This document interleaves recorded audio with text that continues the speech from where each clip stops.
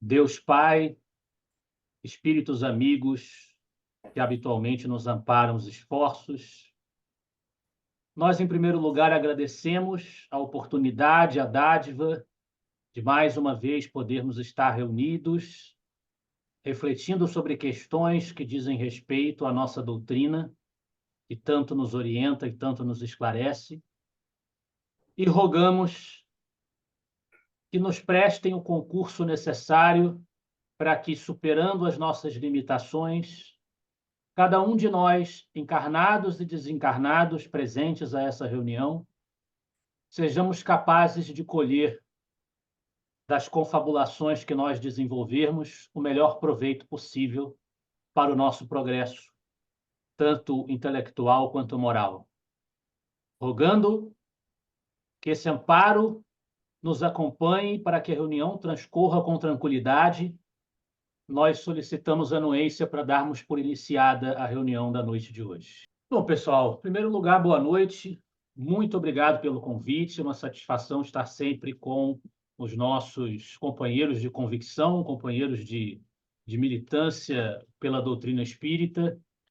E hoje nós combinamos de abordar esse tema, tanto o tema dentro dele mesmo, o que é o espiritualismo moderno, o que leva até o espiritualismo moderno, como é que ele se desenvolve e em que ele consiste, quanto, naturalmente, que é o que, no fim das contas, vai nos interessar a todos, o que isso tem a ver com o espiritismo, o que isso tem a ver com o trabalho de Kardec. Esse é o objetivo, é deixar claro isso, qual é a relação que existe entre uma ideia e outra, entre uma coisa e outra.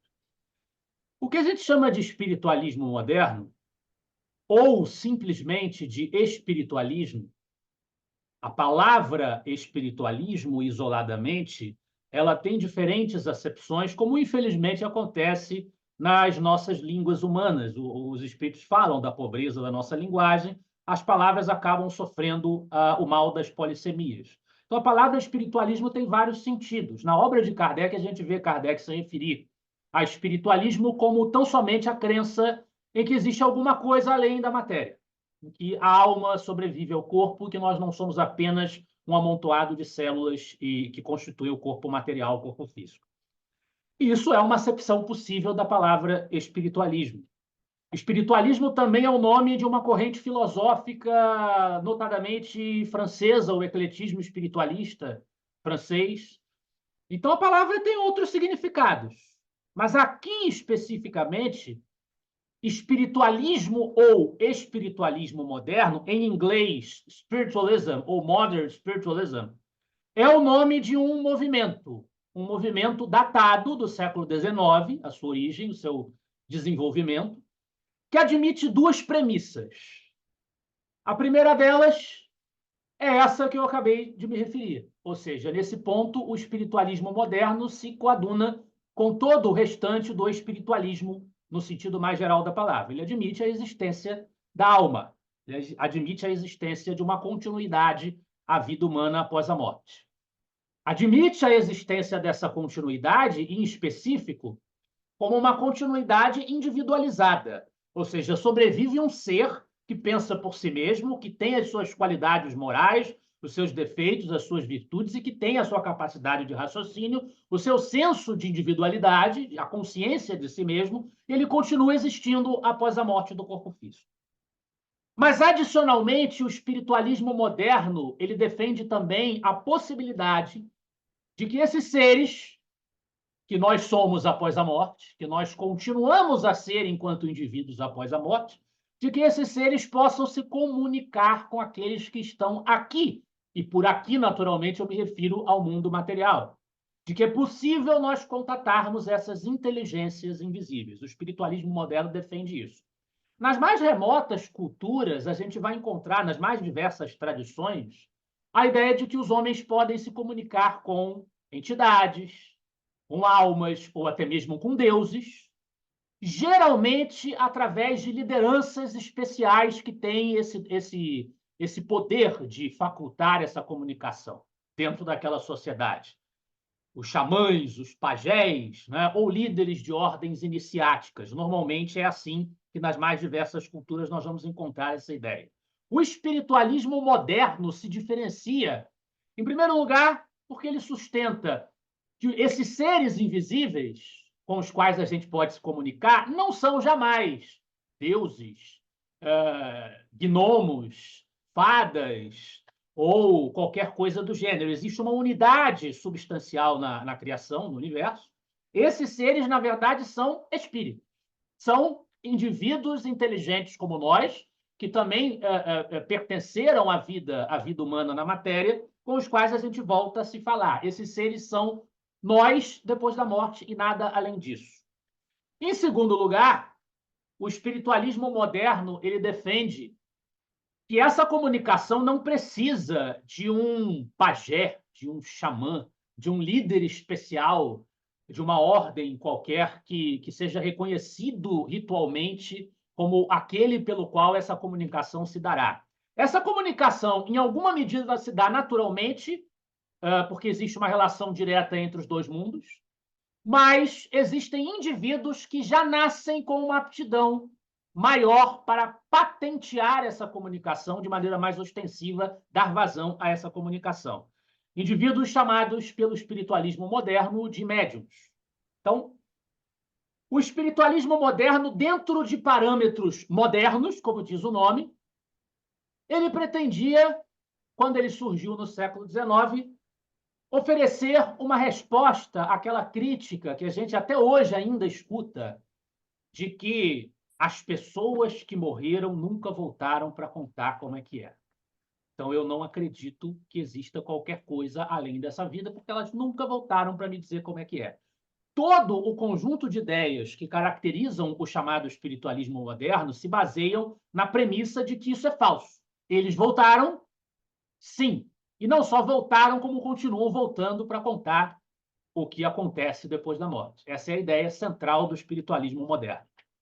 Um dos principais antecedentes, aí a gente mostra como é que se desenvolveu o processo das ideias nos últimos séculos até chegar ao espiritualismo moderno.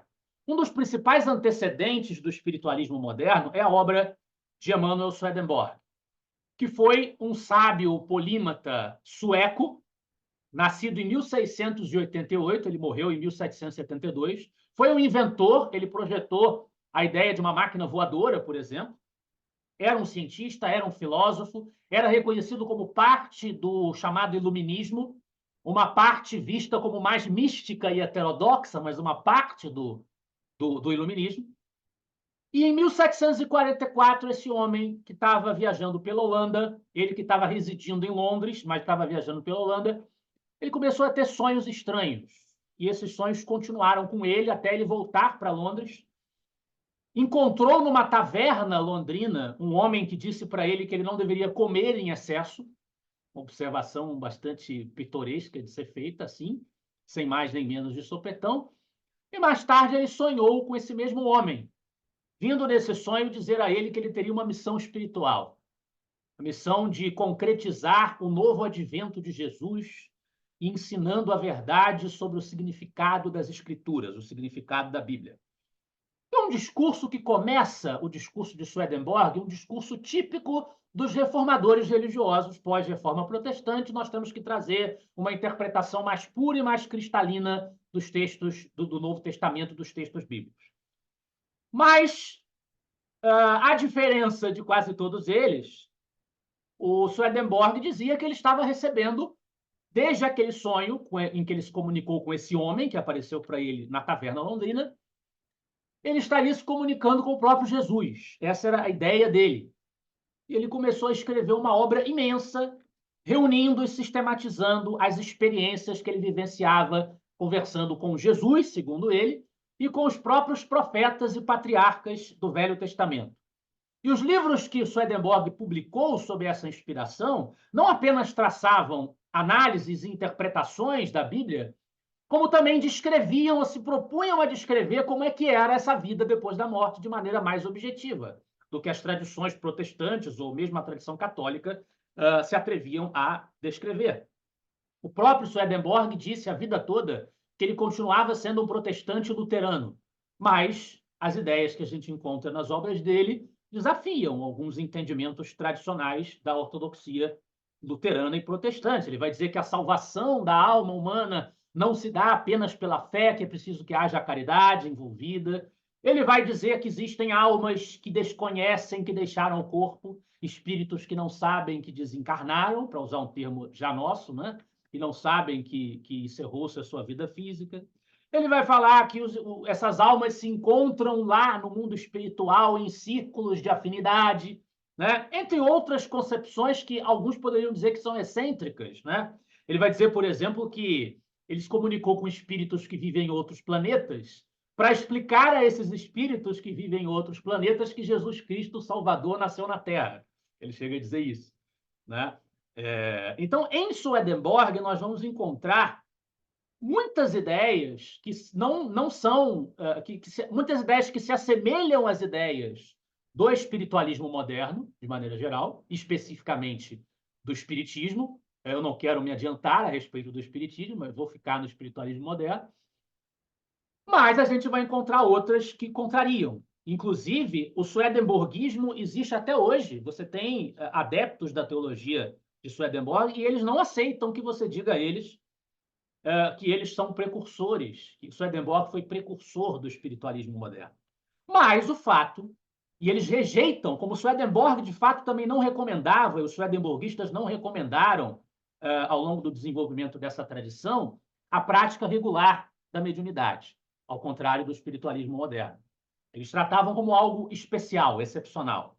Mas muitos dos primeiros espiritualistas modernos referenciaram Swedenborg não só como precursor, como também um espírito que estaria participando do processo de nascimento da revelação do espiritualismo moderno. Então, Swedenborg é visto como um precursor desse movimento.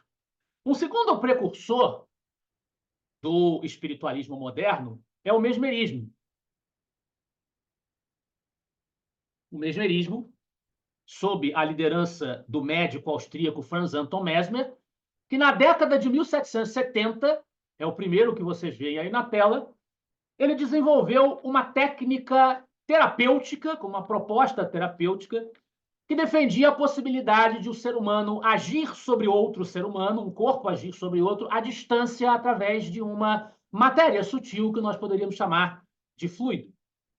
E Mesmer ele vai fundar essa teoria, que se torna uma verdadeira escola de interpretação da saúde, de sugestão de medidas alternativas de tratamento, a escola mesmerista ou magnetista, que contou com vários nomes, tanto na Europa quanto na América, como o seu discípulo, o Marquês de Puysegur, que vocês veem aí no meio do slide, e o Barão do Poté, que vocês veem aqui à esquerda, na parte inferior.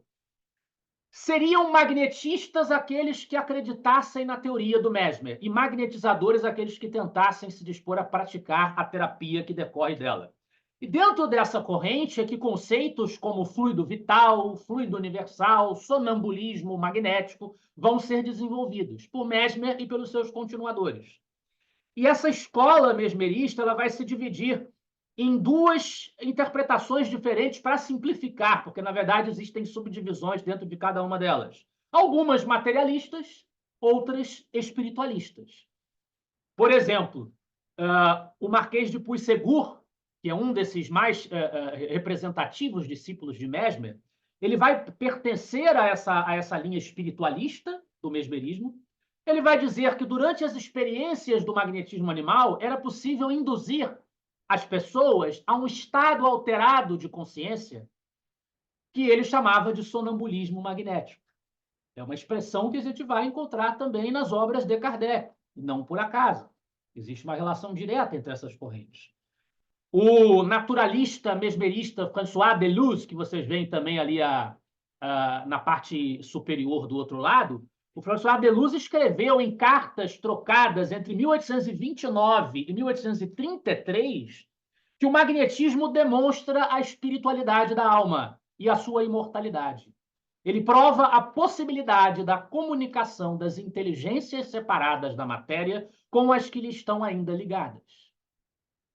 Inclusive, depois dele, ali o último que vocês veem na tela, o Alphonse Carragnet, que foi contemporâneo de Kardec, né, em janeiro de 1848, ele já dizia que os sonâmbulos, quando induzia-se a situação de sonambulismo através do magnetismo animal, os sonâmbulos podiam se comunicar com seres que não se podia ver com os olhos, e que ele acreditava serem espíritos. E aí ele fundou a Sociedade dos Magnetizadores Espiritualistas. E entre os espíritos que ele dizia que se manifestavam através dos sonâmbulos estava Swedenborg.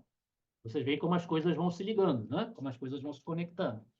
Quando Carragnet desencarnou, em 1885, a Revista Espírita, inclusive, fez uma homenagem a ele. Né?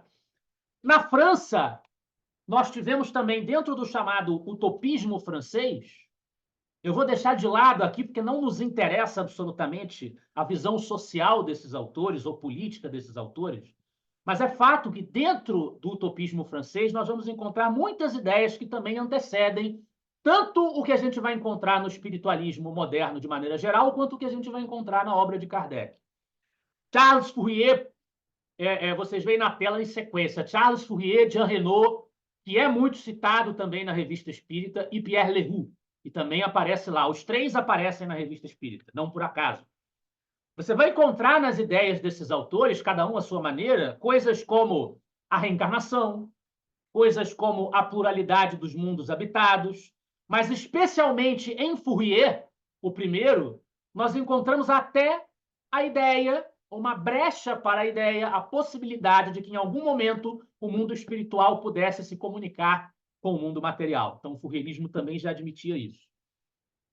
Ao mesmo tempo, a gente vai ter na Escócia o movimento de Edward Irving, que era um dos precursores do chamado pentecostalismo, mas no meio dos cultos que ele fazia, começavam as pessoas a produzir barulhos estranhos e, de repente, transmitir mensagens que não pareciam vir das suas próprias inteligências.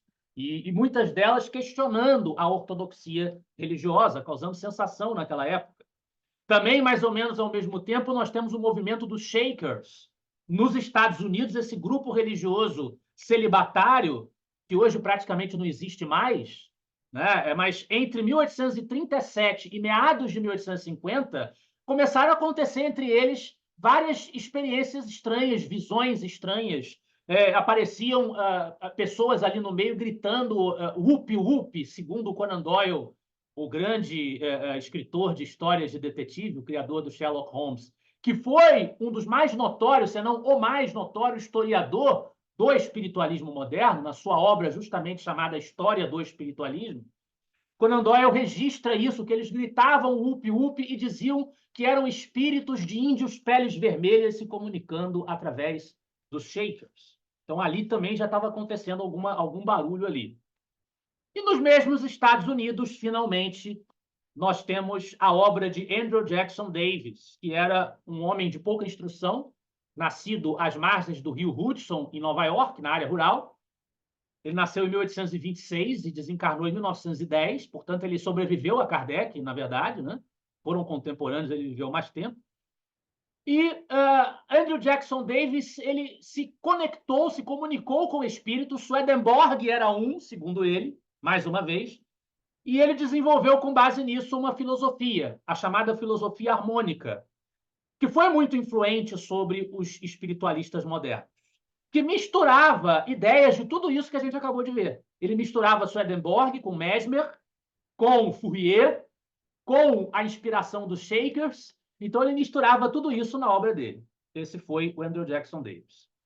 Apesar de tudo isso que a gente falou até agora, convenciona-se, por boas razões, dizer que o espiritualismo moderno, esse movimento que eu conceituei no começo da nossa conversa, o espiritualismo moderno, propriamente dito, ele nasceu em 31 de março de 1848, porque está relacionada essa data a episódios muito marcantes que se deram na povoação de Hydesville, também no estado de Nova York, onde Andrew Jackson Davis pregava e escrevia suas obras, com um grupo de autodeclaradas médiums, conhecidas como Irmãs Fox, que iniciaram uma onda sem precedentes de popularidade desse tipo de comunicação e de atenção voltada para esse tipo de pretensa comunicação, como o movimento colocava. e as tentativas de se obter também conhecimento através dessa comunicação. Compreender melhor que mundo é esse para o qual nós vamos após a morte e que relação ele tem com a nossa vida aqui e agora. Né? O espiritualismo moderno ele nasce se preocupando com isso. A família Fox era uma família de origem canadense que se mudou para uma casa humilde lá naquele povoado. Você tem aí a imagem da casa para onde eles foram. Em dezembro de 1847, eles se mudaram para essa casa. E essas eram as 3 filhas do casal Fox, as chamadas irmãs Fox, Catherine Kate Fox, Leah Fox e Margaret Maggie Fox, que são as protagonistas desses episódios. Na avaliação de Conan Doyle, 1848 mudou a história do pensamento espiritualista, realmente foi o batizado do espiritualismo moderno, disseminou a ideia da comunicação, e Kardec concorda com Conan Doyle, porque escreve isso no seu livro O Espiritismo em sua mais simples expressão. Kardec reconhece o batizado do movimento nesse momento, em 1848. No ano seguinte, após as irmãs Fox se mudarem para essa casa, hoje lá tem esse memorial, o Memorial de Hydesville, né? O nascimento da religião do espiritualismo moderno, como vocês leem ali escrito na placa, em 31 de março de 1848. Lá também tem também esse monumento com essa inscrição, né? Espiritualistas de todo o mundo em comemoração ao advento do espiritualismo moderno em Hydesville, em Nova York, em 31 de março, em tributo à mediunidade, a rocha de ferro sobre a qual o espiritualismo demonstrável, o espiritualismo experimental para sempre se assentará. Não existe morte e não há mortos. É o lema do movimento que começou a surgir já naquela época, esse lema, inclusive. Né? Naquele momento, a família Fox começou a presenciar acontecimentos estranhos quando começou a ouvir batidas e ruídos esquisitos na casa, e não se identificava uma causa aparente para esses ruídos.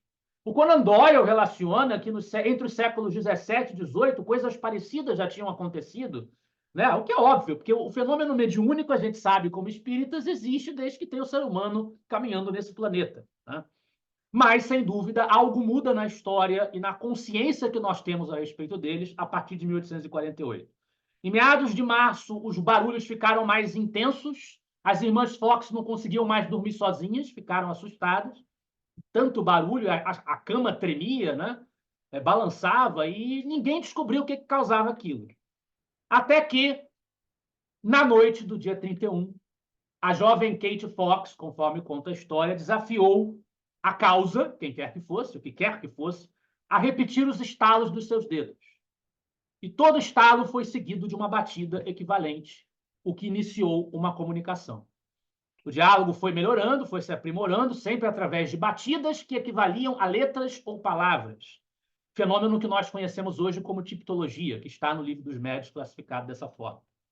E os vizinhos começaram a se interessar e querer saber quem era essa criatura invisível que estava fazendo essa comunicação.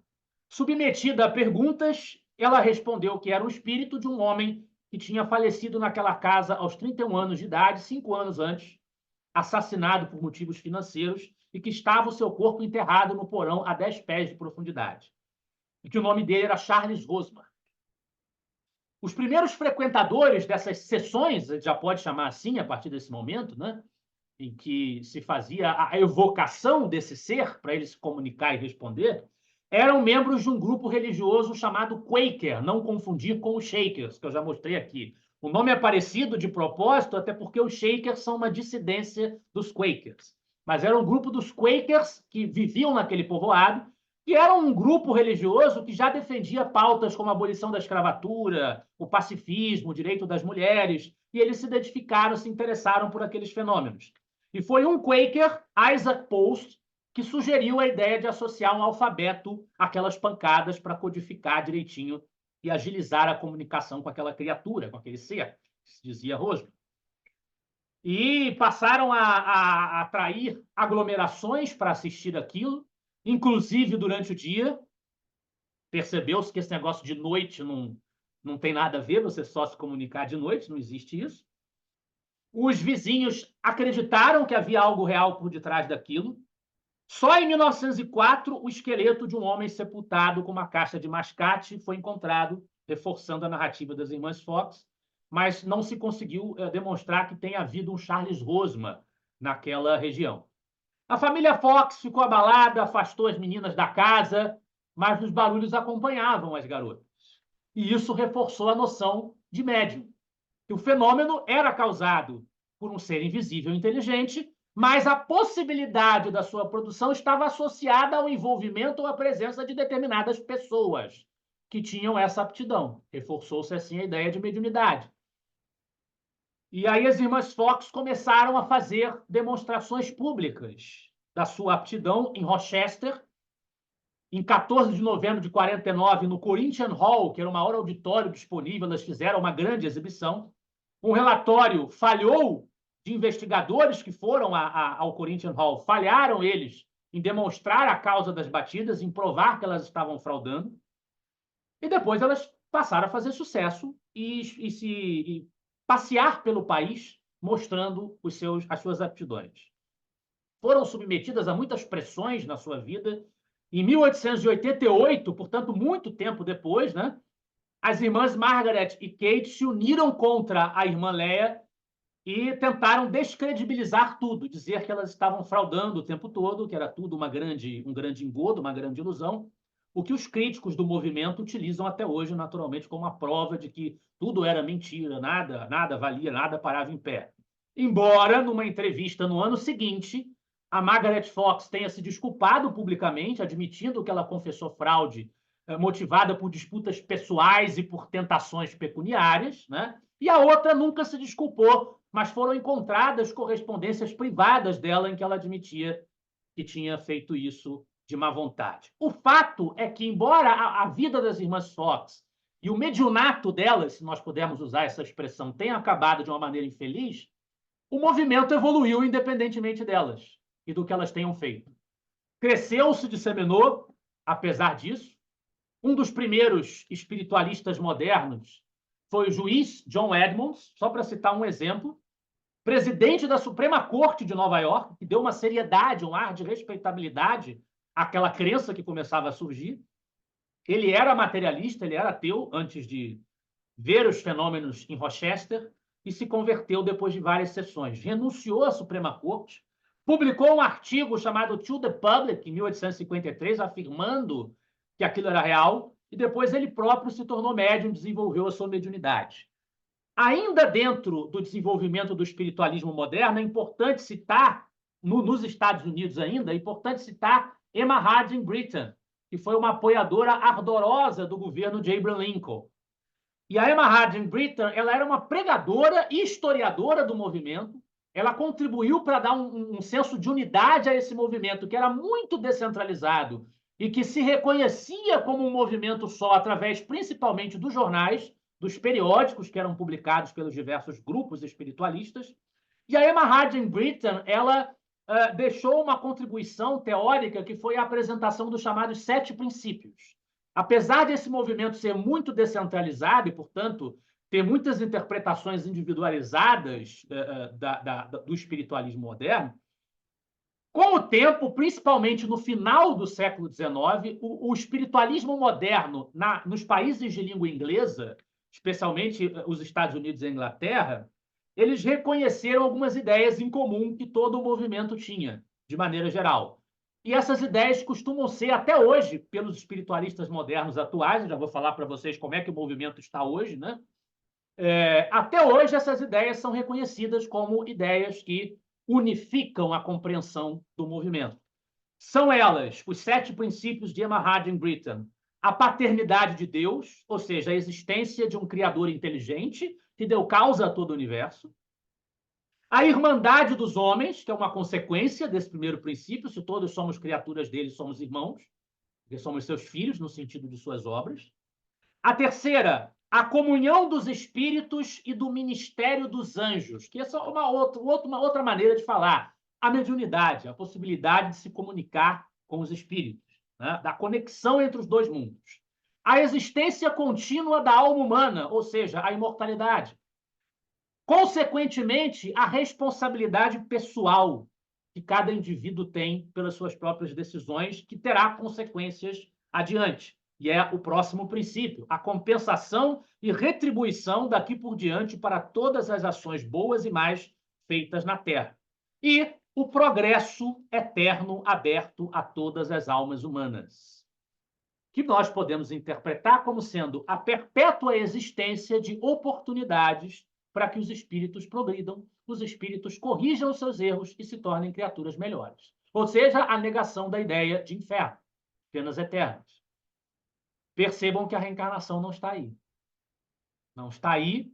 Emma Harding Britten era enfaticamente contra o princípio da reencarnação e boa parte dos espiritualistas modernos também. No mínimo, eles acreditavam que a reencarnação era, no máximo, uma hipótese, que não teria como incluí-la como um princípio. Eles tentavam explicar o progresso do espírito como algo que aconteceria apenas no mundo espiritual, sem um retorno à matéria. Nós poderíamos, naturalmente, elencar muito mais autores e médiuns do movimento, que não é o caso de a gente fazer aqui, a gente tem que avançar para a nossa conclusão, que é a ligação disso tudo com Kardec. Como é que isso se encontra ou não se encontra com Kardec? O fato é que o movimento espiritualista moderno teve o seu apogeu entre os séculos XIX e XX, até pelo menos o final da década de 1920 ainda, eram realizados grandes congressos espiritualistas internacionais, reunindo importantes nomes do movimento, mas que geralmente também traziam representantes do ocultismo, do esoterismo. Começou a haver um diálogo com correntes esotéricas que traziam influências orientais, como a teosofia da Madame Helena Blavatsky, por exemplo. Né? Eles começaram a conversar com essas correntes, o que gerou conflitos dentro do movimento, quem queria, quem não queria. Né? Até porque a Blavatsky ela era contra também a prática regular da mediunidade, era uma incoerência esse tipo de conexão que muitos espiritualistas modernos tentavam fazer. Houve espiritualistas modernos que queriam ser uma corrente mais autônoma, mais independente, e outros que queriam uma associação mais forte com a figura do Cristo, ou do cristianismo, por exemplo, também. Então havia muitas disputas internas teóricas dentro do movimento.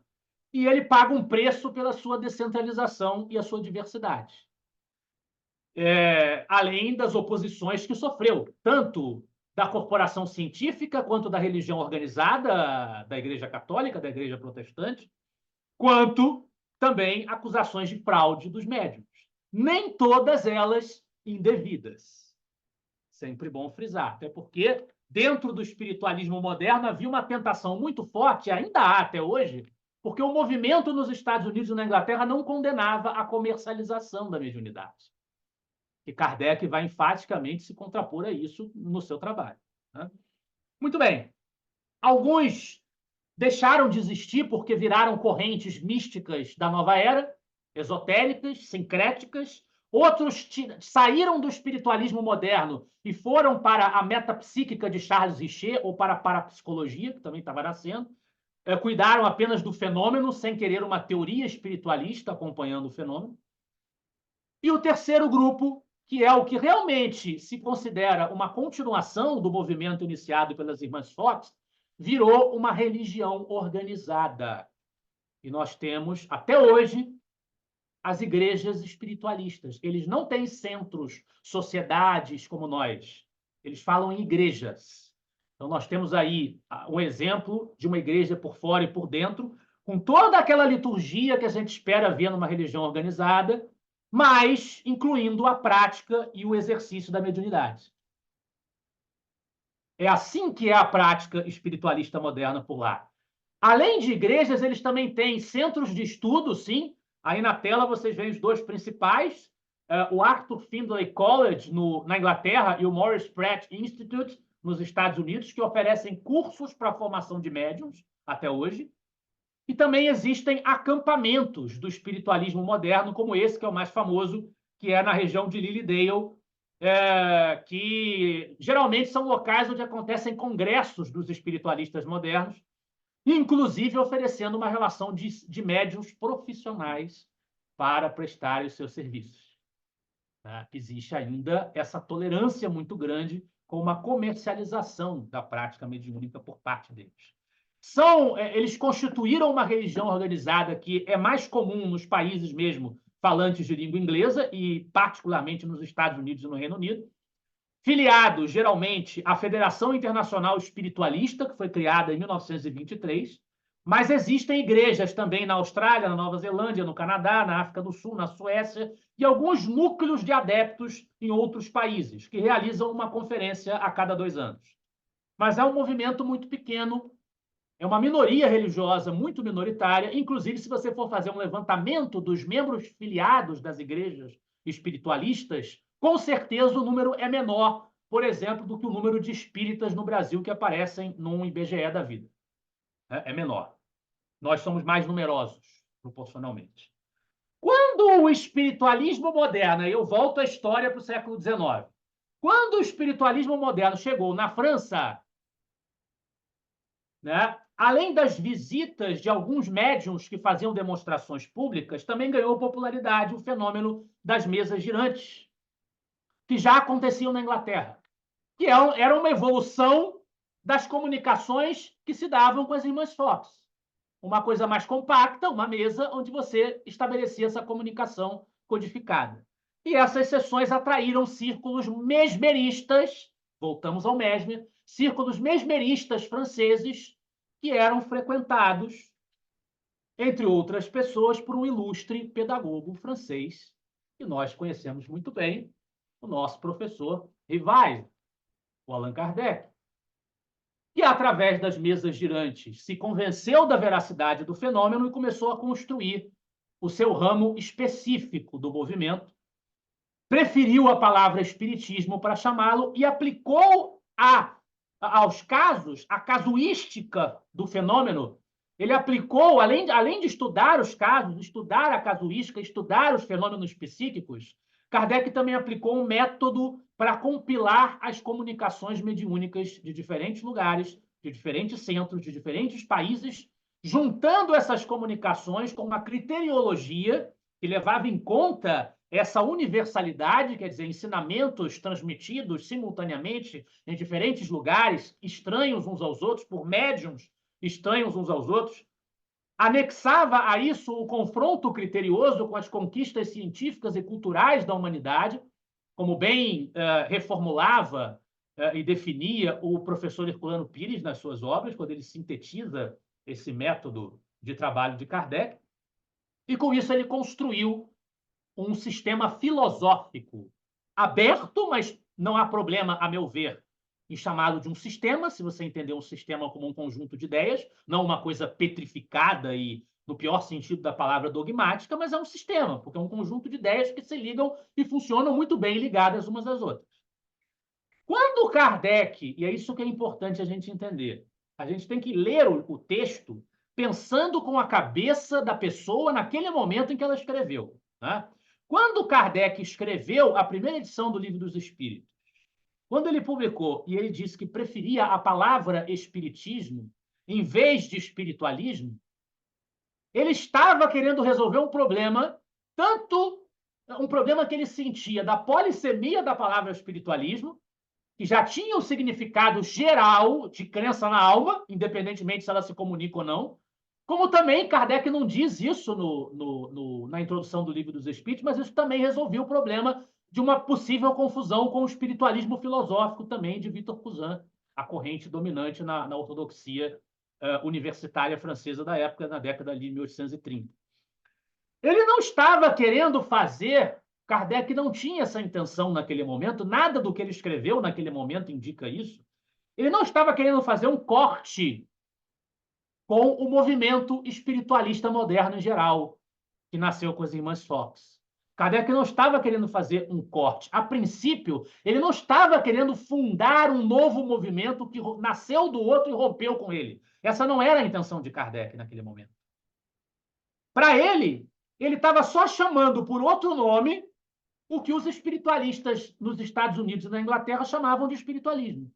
Ele estava só chamando aquilo por outro nome. E estava montando uma doutrina filosófica, através do seu método, que ele achava que seria e deveria ser acolhida por todo o movimento.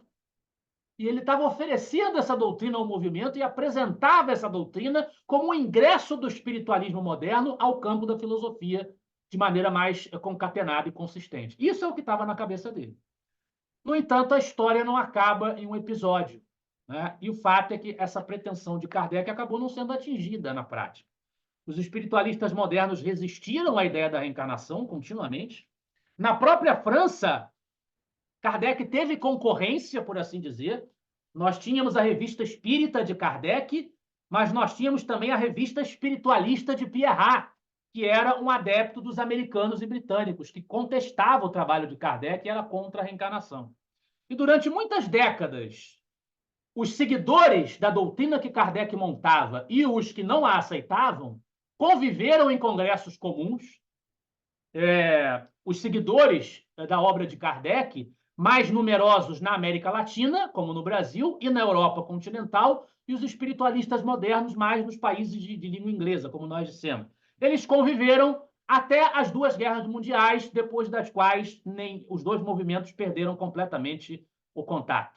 Né? Para os espiritualistas modernos da América do Norte e da Inglaterra, até hoje, Kardec é um detalhe, é uma nota de rodapé. Para nós, que nos desenvolvemos em cima das suas obras, ele é o fundamento. Ele fez um trabalho com uma estrutura metodológica que você não vai encontrar em Edmonds, Russell Wallace, Stanton Moses, Harding Britton e nenhum dos autores do espiritualismo anglo-americano. Nós consideramos que ele fez isso. Mas os americanos e os britânicos do movimento original, eles nunca aceitaram essa afirmação, nunca reconheceram ou acolheram isso. Né? E aí é importante a gente brevemente pensar na origem da palavra espiritismo. Como é que a palavra espiritismo nasceu? A gente já viu que Kardec preferiu essa palavra. Né? O termo, na verdade, já existia em inglês, a palavra spiritism, antes de Kardec cunhar o espiritisme francês. Já havia o uso da palavra espiritism. Nós vamos encontrar esse termo em obras de língua inglesa na década de 1850, antes de 57, quando Kardec publica a primeira edição do Livro dos Espíritos. Mas são raras as ocorrências, tá? E geralmente a gente encontra a palavra com três sentidos. Um é como um outro nome do espiritualismo moderno mesmo, que os próprios usuários diziam que era um nome minoritário. O movimento preferia a palavra espiritualismo generalizadamente. Outros tratavam spiritism como uma referência ao fenômeno, de certa maneira como algo restrito ao aspecto fenomênico, enquanto que a ideia era o espiritualismo. Né? E tem uma terceira utilização da palavra spiritism em inglês, ainda naquela época, e que continuou a ser usada pelo menos até a década de 20 do século XX, a gente ainda encontra usos nesse sentido, que era uma forma pejorativa de se referir ao espiritualismo. A palavra não tinha uma boa reputação, porque normalmente ela era usada pelos inimigos do movimento. Você vai encontrar, por exemplo, na obra do católico Orestes Bronson, The Spirit Rapper and Autobiography, de 1854, portanto, antes do Livro dos Espíritos, esse uso. Espiritismo é essa coisa demoníaca que os espiritualistas praticam e defendem. Né? Não se sabe se Kardec conhecia essas palavras, essas aparições do inglês antes do trabalho dele, não se sabe se ele adotou a palavra, em determinado momento Kardec fala que adotou a palavra espiritismo, né? Não necessariamente que ele a inventou do nada. Né? Não se sabe se ele conhecia, mas é evidente, historicamente, que a palavra em francês ela criou corpo com ele, tanto assim que Pierrat a rejeitava. Né? E eles chamavam na França a palavra de barbarismo, porque era melhor continuar falando espiritualismo como os americanos e ingleses. E essa questão sobre o uso das palavras, ela continuou em debate por muito tempo, inclusive em convenções dos espiritualistas e espíritas. Ela continuou em discussão até, como eu disse, as guerras mundiais, quando os dois movimentos se separam.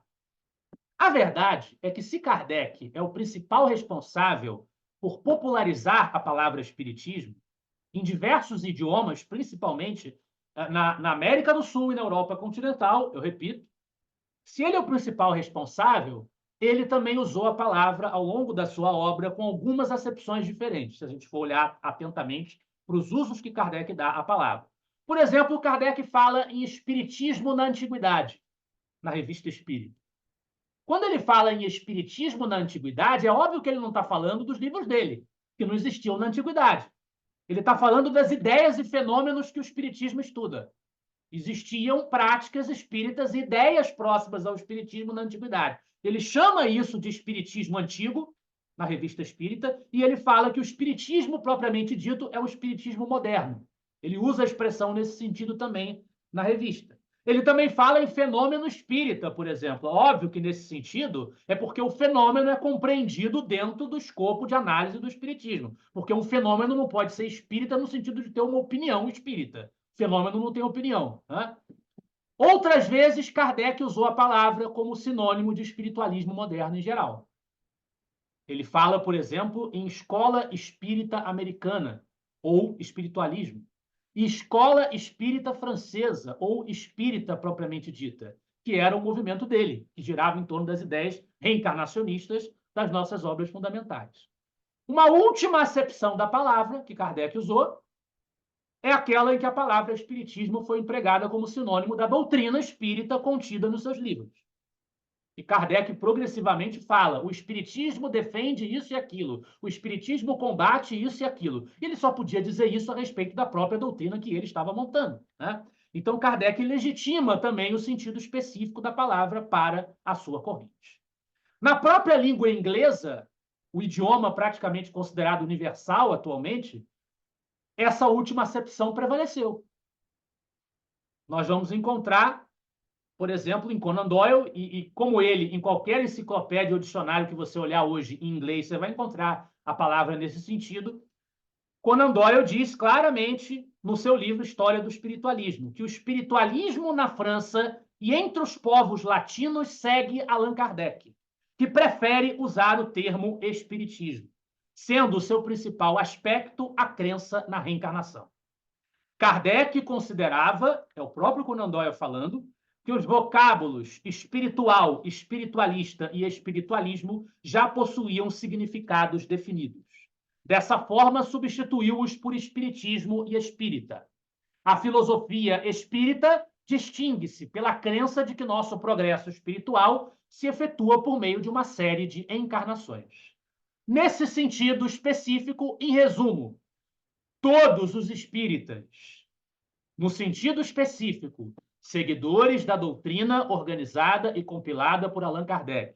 Todos os espíritas são espiritualistas modernos, mas nem todos os espiritualistas modernos são espíritas. O espiritualismo moderno, anglo-americano, anglo-saxão, é o nosso irmão mais velho. Ele veio antes de nós, ele começou antes. Kardec reconhece o seu débito para com ele, no espiritismo em sua mais simples expressão, e em vários outros momentos ele reconhece. Ele iniciou o processo, mas até hoje ele não conseguiu acolher Kardec e a sua metodologia como seu fundamento. Nós devemos a ele a origem do nosso movimento, devemos a ele também a influência que ele teve sobre a cultura popular norte-americana, que, bem ou mal, impacta o mundo inteiro. Quem aqui nunca ouviu falar em filmes como Ghost ou Sexto Sentido, por exemplo? As pessoas que fizeram esses filmes nunca leram Kardec, muito provavelmente. Elas não estão se baseando na doutrina espírita que nós acolhemos aqui no Brasil e na Europa continental. Ela não está se baseando. Da onde eles tiraram a inspiração para a ideia de médiuns, espíritos? Da onde eles tiraram isso? Não foi do budismo, não foi do catolicismo, não foi do protestantismo, não foi de Kardec. Foi do espiritualismo moderno iniciado com as irmãs Fox. É daí que vem a ideia. Então, ideias como espírito e médium, elas estão disseminadas até mais hoje em função da influência do espiritualismo moderno, apesar de ele ser pequeno como movimento, do que por conta da nossa doutrina, que infelizmente ainda não alcançou a extensão que merece alcançar.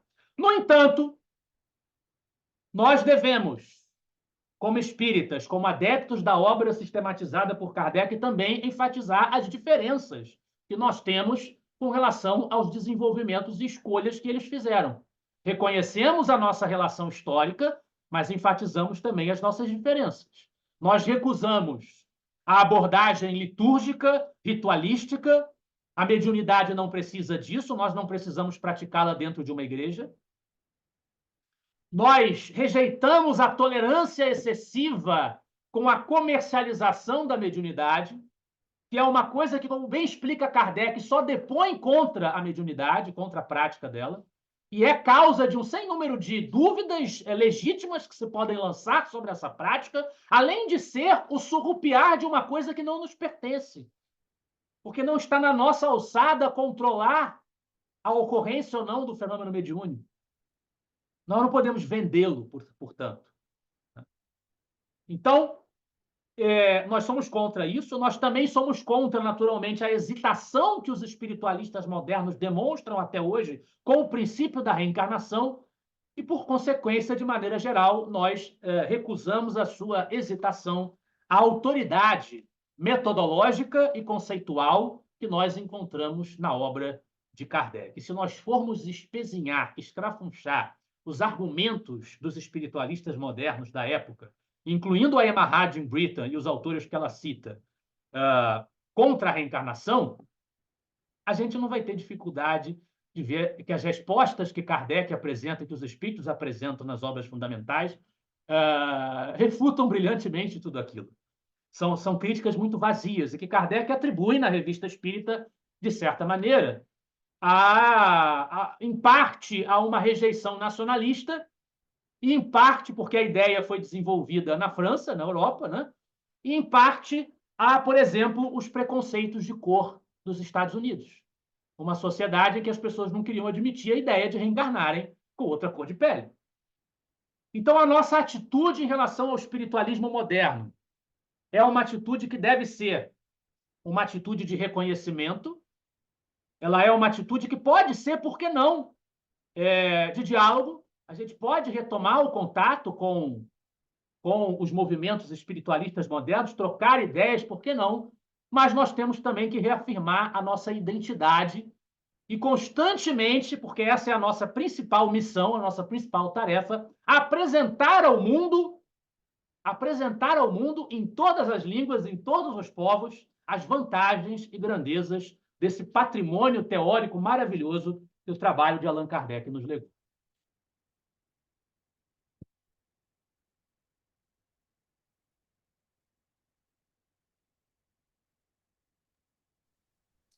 Obrigado, Lucas. Está aberto as reflexões aí que alguém queira fazer, perguntar para o Lucas.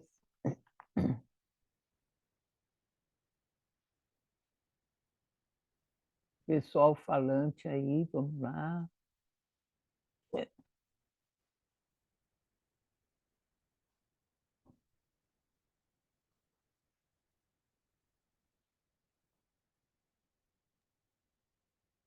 Vamos lá. Boa noite, Lucas. Uma perguntinha a passei. Qual é a consideração pode ser colocada em relação ao Salderberg, como acabou se tornando um místico, né? Essa é uma das colocações que são feitas, né?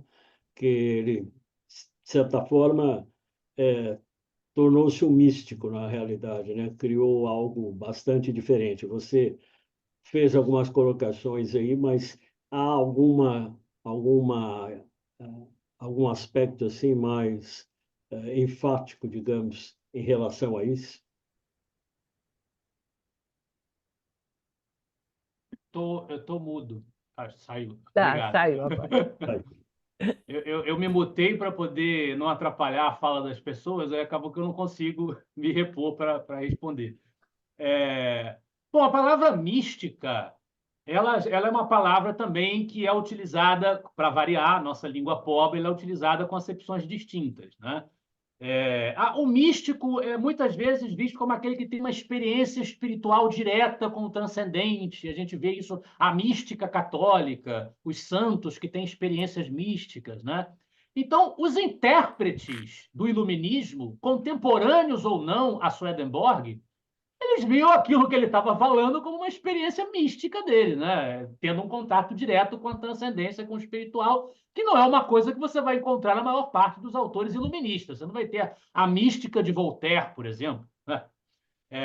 Nesse sentido que eu quis dizer. Agora, a gente pode, a palavra não é tão feliz assim, mas aplicar essa palavra nesse sentido, mas às vezes a gente, até no próprio movimento espírita, a gente usa a palavra místico quando a gente quer dizer que alguém está sendo muito acrítico, né? Que alguém está recebendo um conteúdo dos espíritos, uma literatura mediúnica, uma coisa do gênero, e é verdade porque os espíritos disseram, porque o nome do fulano e cicrano é esse, porque o espírito tal que falou, então é verdade. Aí muitas vezes a gente chama pejorativamente até de místico.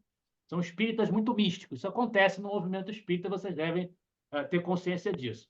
Nesse sentido, se a gente for pensar em Swedenborg do ponto de vista da crítica, fato que a obra dele tem problemas, e Kardec reconhece esses problemas claramente na Revista Espírita. Quando ele recebe comunicações de Swedenborg, Swedenborg chega a dizer que foi iludido por um espírito que se passava por Jesus, né, na Revista Espírita, e ele cometeu, então, equívocos, mas a gente tem que compreender também que não existia nem as irmãs Fox, nem tinha acontecido todo esse processo até chegar a Kardec, não havia essa metodologia desenvolvida que Kardec desenvolveu. Ele não tinha esse repertório para trabalhar. Então, a gente tem que compreender também o Swedenborg no seu momento. Talvez ele tenha feito o que foi possível, e o trabalho dele teve importância como precursor, mas, sem dúvida, tem limitações que derivam de uma postura excessivamente acrítica diante de revelações que ele recebeu, supostas revelações que os espíritos passavam para ele. A Revista Espírita tem artigos que tratam detalhadamente disso.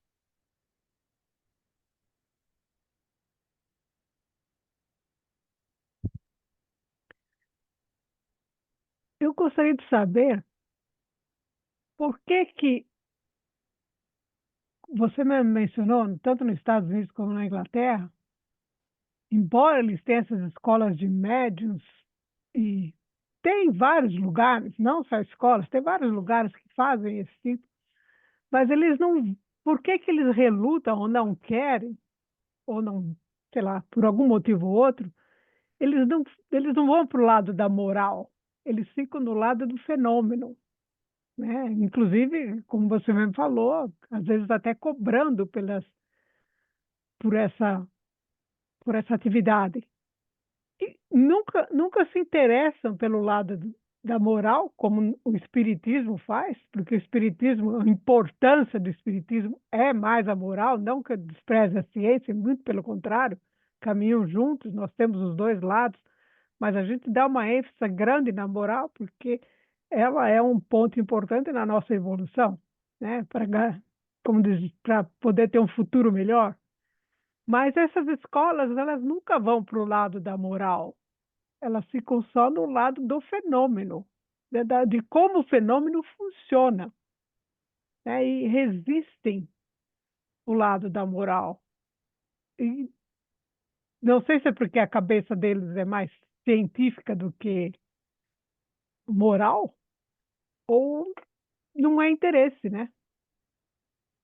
Em, em, em, em seguir esse ponto da moral. Você, quando fala em escolas, você está falando dos centros de formação de médiuns Sim, atuais. sim. Eu não saberia dizer, frequentando e visitando os sites desses colégios que ainda estão em atividade, a gente até encontra alguns artigos ali nas publicações oficiais deles que, de alguma maneira, tentam dialogar com a questão da moral. A gente encontra alguma coisa. Na história do espiritualismo moderno, sem dúvida, seria um erro a gente generalizar que não há preocupação com a moral, porque a gente vai encontrar na obra do Juiz Edmonds, na obra do Stanton Moses, reflexões morais, né? Então, assim, não é que o movimento não tenha tido, ao longo da sua história, preocupações com a moral, só que, de fato, eles rejeitaram por muito tempo a ideia da constituição de um sistema, como o que Kardec realizou. E isso talvez acabe se perdendo nessa rejeição do sistema. Você fica focado no quê? No empirismo, apenas no aspecto da experiência direta. talvez isso afaste considerações morais mais sofisticadas, mais desenvolvidas e mais coerentes. Mas generalizar eu acho complicado, porque tem até o fato deles serem igrejas, como eles se organizam, igrejas espiritualistas, eles se pretendem uma religião. Você tem aqueles que tentaram e ainda tentam manter o movimento espiritualista como uma religião autônoma, separada do cristianismo, mas você tem aqueles que até colocam cristão no nome, que se dizem cristãos. Então, eles estão apelando para o lado moral também, né? Então, eu não vejo isso como uma generalidade, mas eu concordo com você que há uma tendência a uma moral mais frouxa, talvez a gente possa usar essa expressão, né? Uma moral mais frouxa, sobretudo no que diz respeito à tolerância com o mercadejamento da atividade mediúnica. E a ênfase na sua espetacularização e na sua venda, né? Isso aí realmente é uma moralidade frouxa, mas eles mesmos, se você for pedir a opinião deles, eles vão dizer que eles estão preocupados com moral, sim. Eles não vão ver incongruência em eles venderem a mediunidade. É uma moral frouxa, mas eles vão dizer que eles têm uma preocupação com moral. Houve quem tenha argumentado que a mentalidade continental aceitou Kardec porque ela é mais teórica e abstrata, enquanto a mentalidade britânica e americana não aceitou porque não é afeita a sistemas e porque só é afeita a experimentação. Há quem argumente isso, há quem diga isso.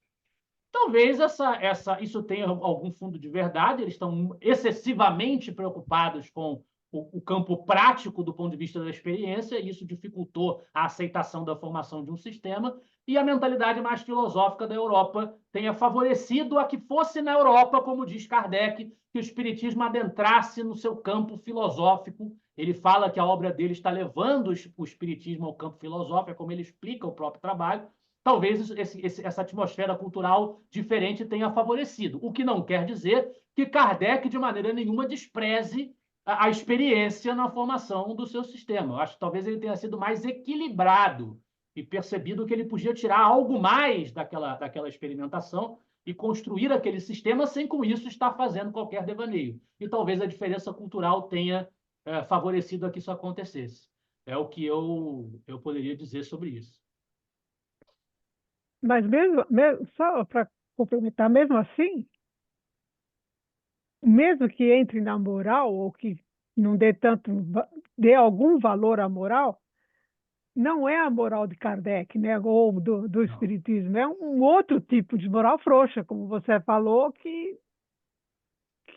não chega a ser essa moral que realmente tenha um valor para a nossa evolução, nosso melhoramento, né? E é muito mais aberta a um misticismo de autoajuda, que se você submergir na obra de Kardec, você não vai cometer esse mesmo erro. Porque a obra dele é toda articulada na argumentação racional, criteriosa.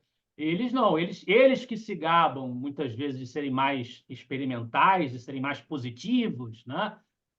Aksakov, que era russo, Aksakov era russo, na verdade, mas ele era ligado ao espiritualismo moderno dos americanos e dos ingleses, né? Aksakov escreve que o método experimental era desconhecido pelos espíritas da França. Ele critica Kardec assim, né? Mas são eles submergiram em todo tipo de loucura, New Age, né? Que infelizmente alguns de nós também acabamos trazendo para cá, né? Importamos deles coisas como criança índigo e loucuras do tipo. Mas lá é terreno fértil entre eles, esse tipo de excesso de uma louvação ao orientalismo, os chakras, ou não sei do que. Você foge da linha racional que Kardec estabelece e cai nesses negócios.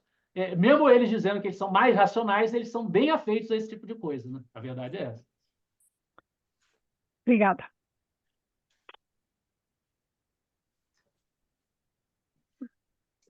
Mais alguém?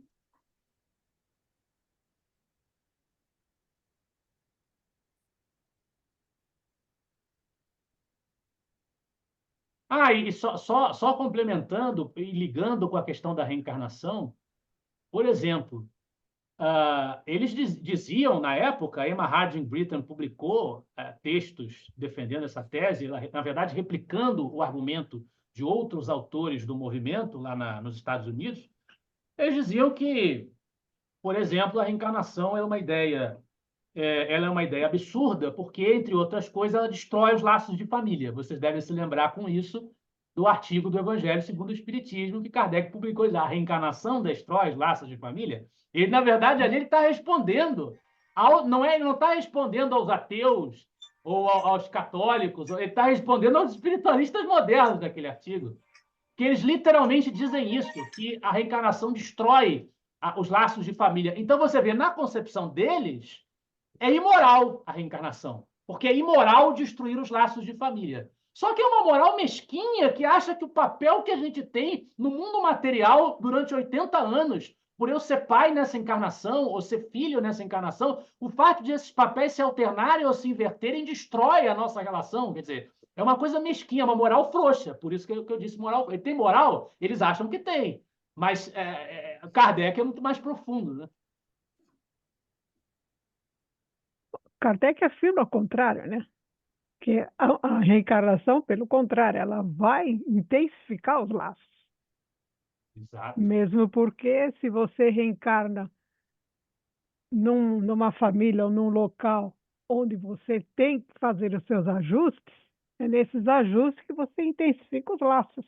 E esses laços, se forem realmente de amor, de respeito, eles perduram a eternidade fora.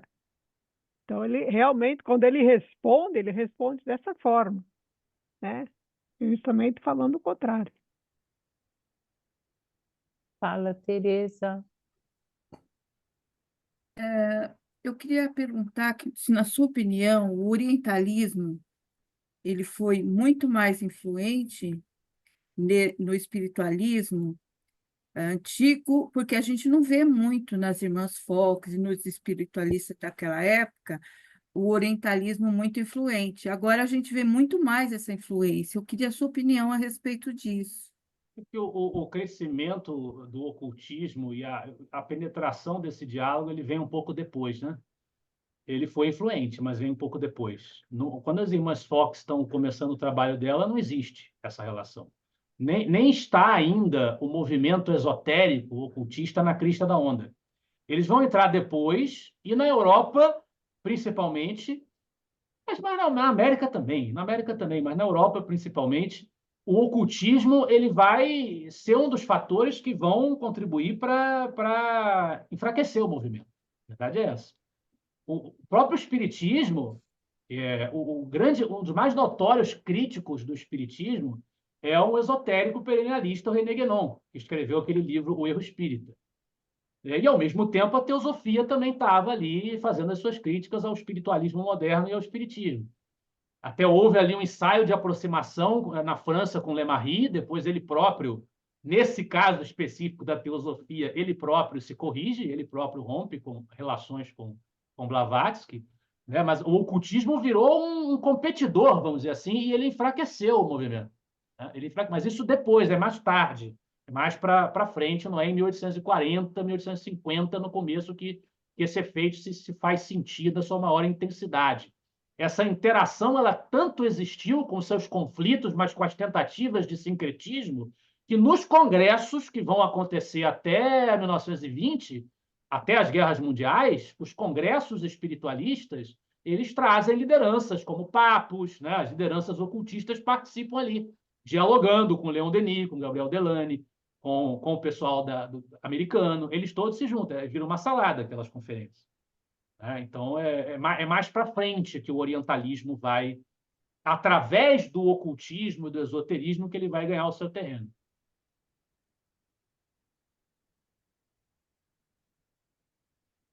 Gabriel. Olá, tudo bem, pessoal? Tudo.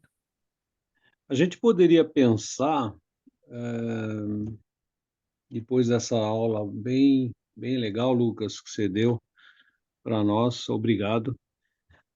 A gente poderia pensar que a visão utilitarista e pragmática dentro da cultura dos Estados Unidos levou o espiritismo moderno a essa comercialização, quer dizer, quer conhecer, vai ter escola aqui de médium, vai ter livros, vai ter cursos, vai ter fazenda, vai ter eventos e congressos, diferente da proposta do Kardec, que é uma proposta mais de entender realmente filosoficamente o fenômeno, não só apenas do ponto de vista natural dele, mas do ponto de vista mais espiritualista, É onde o natural e também o que ele pode me oferecer, né? isso, porque o Kardec realmente eu acho que ele iria contra essa comercialização, né? Sem É dúvida. bem diferente ele não faz esse sucesso nos Estados Unidos e em outros países do mundo, né? Porque a concepção dele é bem diferente, é montar o pilar da doutrina espírita sobre a ciência, a filosofia e a religião, e a gente vê a preocupação mais utilitarista, mesmo científica, mas mais utilitarista nesses outros países, né? A gente pode pensar dessa forma? Acho que é uma possível incursão explicativa. É possível a gente Uhum, pensar dessa forma. O Kardec foi mais influente na Europa continental, de maneira geral, e na América do Sul, né? É onde ele uhum, teve mais penetração. Se você pegar o movimento espírita, com toda a retração que ele tem, é um movimento extremamente minoritário. Nós somos uma minoria muito minoritária no mundo. O Brasil, uhum, que é o país onde a gente tem uma representatividade maior, ainda assim nós somos minoria aqui também, né? Mas nós temos uma representatividade muito maior e de grande importância para a formação sociológica brasileira. A partir dali da Dom Pedro II, do Império, a gente tem uma importância que não vai ser encontrada em quase nenhum outro país.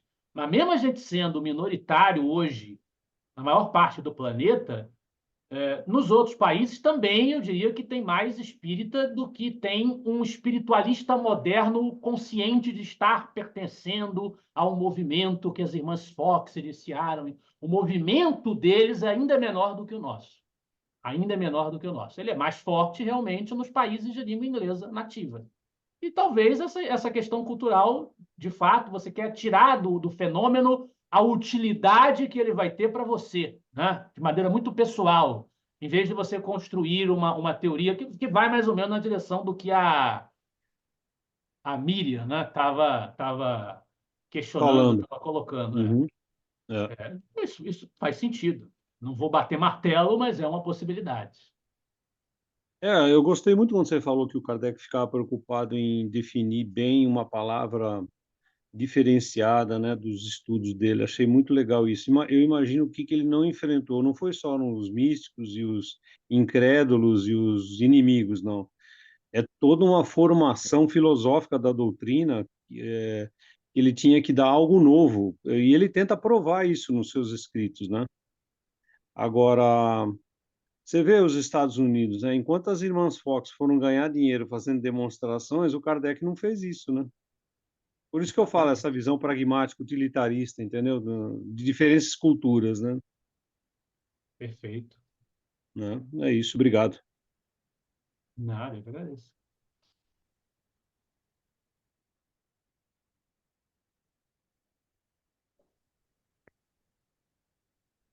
Eu acho. Seria, espera, só uma dúvida, seria, agora que o Gabriel falou isso, de repente me veio, talvez os espíritos que se comunicassem com os irmãos Fox fossem de um nível diferente ou de uma estrutura diferente do que aqueles que se comunicavam com Kardec no sentido da revelação, entendeu?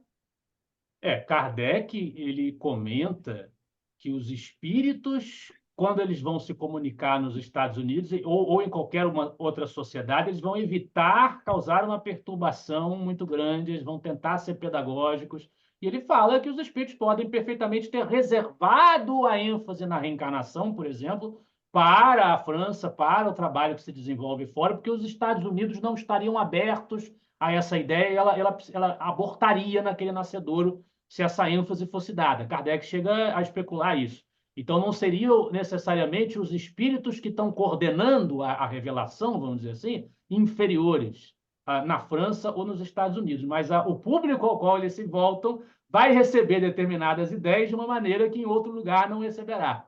Né? Kardec faz essa análise. Mas, claro, se você pegar o Charles Rosman, que foi assassinado na casa das irmãs Fox, né? Ele não era exatamente, não era um espírito superior que estava ali se comunicando, não era um Santo Agostinho, como também a obra de Kardec não existiria sem a colaboração dos espíritos inferiores também. Ele deixa claro que, né, todos os graus de espíritos eram importantes para ele poder mapear a vida no mundo espiritual. A importância de Kardec aí, né, Lucas? Que foi induzindo tudo isso, né? Eu acho que ele sabia muito bem, né, os espíritos que ele ia trazer para estudo, né, o que estava já... eu acho que Kardec é o cara mesmo, Kardec né? é Kardec. Não tem como. Foi organizado dessa forma, né? Foi. Foi organizado dessa forma. É isso aí, Lucas. Muito obrigado. Nossa, como foi muito bom aqui você Foi estar ótimo, aqui muito com a gente. obrigada. Muito Tá bom, bom? muito gostoso. Muito gostoso, um bate-papo muito bom. Volte Obrigada. outras Legal, vezes. bacana. Aguardamos. Obrigada, Lucas. Obrigado, Lucas. Tudo de Obrigada a todos. Beijão para todos, uma boa Obrigado a semana. todos. Boa Beijão, semana a Pessoal, muito todos. obrigado, Lucas. Boa Ótima noite. noite. Obrigado, Boa Lucas. semana. E a todos da Não, NEF. Tchau, pessoal. Tchau, tchau. Tchau, tchau. Obrigada.